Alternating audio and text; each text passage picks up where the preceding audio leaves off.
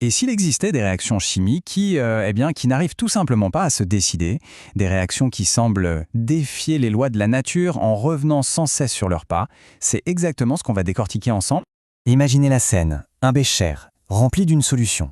Et là, sans qu'on touche à rien, la couleur se met à changer. Elle passe du bleu au rouge, puis de nouveau au bleu, encore et encore.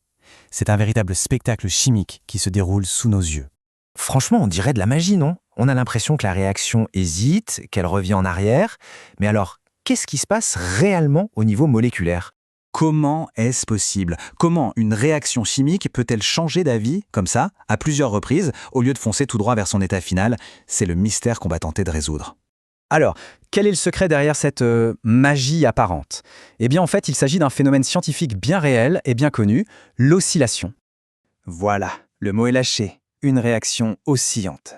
C'est un état de transition absolument fascinant. Imaginez un véritable ballet chimique qui se joue, là, dans le bécher, juste avant que tout le système ne trouve enfin son équilibre final. Mais attention, ce spectacle ne s'improvise pas. Ça ne se produit pas par hasard. Pour qu'une réaction se mette à osciller comme ça, il faut réunir 3 conditions, très spécifiques. C'est un peu comme une recette de cuisine. Premièrement, le système doit être très loin de son état d'équilibre. Il doit être plein d'énergie si on veut. Deuxièmement, et ça c'est le point crucial, on y reviendra, il faut une étape qu'on appelle autocatalytique. Et enfin, troisièmement, il faut que le système puisse basculer entre 2 étapes bien distinctes, comme nos couleurs bleu et rouge. L'autocatalyse, c'est vraiment la clé de tout. Qu'est-ce que ça veut dire? C'est tout simple. La réaction produit quelque chose qui, en retour, l'accélère. Pour faire simple, la réaction se nourrit elle-même. Elle s'auto-alimente pendant un certain temps. Bon, pour voir comment tout ça s'articule en pratique, rien de tel qu'un exemple concret. Et on va prendre le plus célèbre de tous.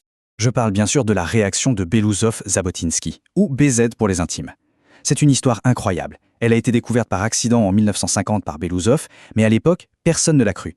On a rejeté ses travaux parce que ça semblait tout simplement impossible. Il a fallu attendre les années 60 pour qu'un autre scientifique, Zhabotinsky, reprenne les travaux et prouve que cette réaction était bien réelle.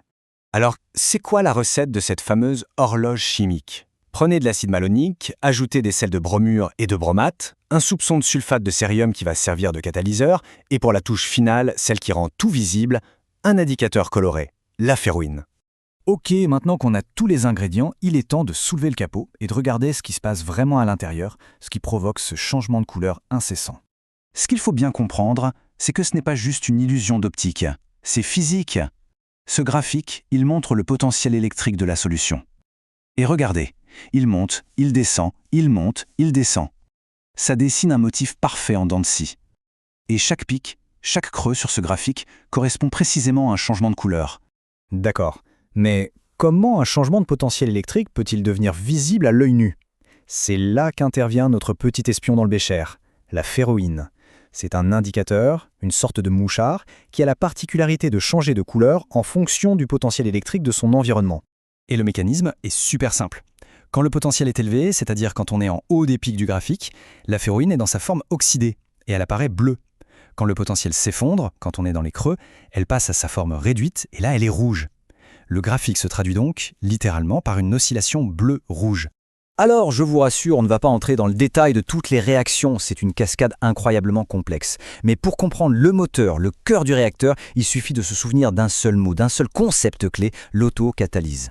C'est le moment où la réaction s'emballe. Un des produits intermédiaires devient son propre accélérateur. C'est l'effet boule de neige classique. Plus elle roule, plus elle grossit et plus elle accélère. Et c'est cette accélération absolument fulgurante qui fait basculer tout le système et, hop, change la couleur. Mais évidemment, ça ne peut pas continuer comme ça à l'infini. Cette même accélération finit par produire aussi une sorte de frein chimique. Et une fois que ce frein devient assez concentré, il stoppe net la boule de neige. Le système s'effondre, il bascule dans l'autre état, la couleur change à nouveau et tout le cycle attend de pouvoir redémarrer. Bleu, puis rouge, puis bleu, puis rouge. Finalement, cette réaction nous montre une chose fondamentale. La chimie, ce n'est pas toujours une simple autoroute à sens unique vers l'équilibre. C'est aussi un monde de cycles, de rythmes, de systèmes complexes qui se régulent eux-mêmes.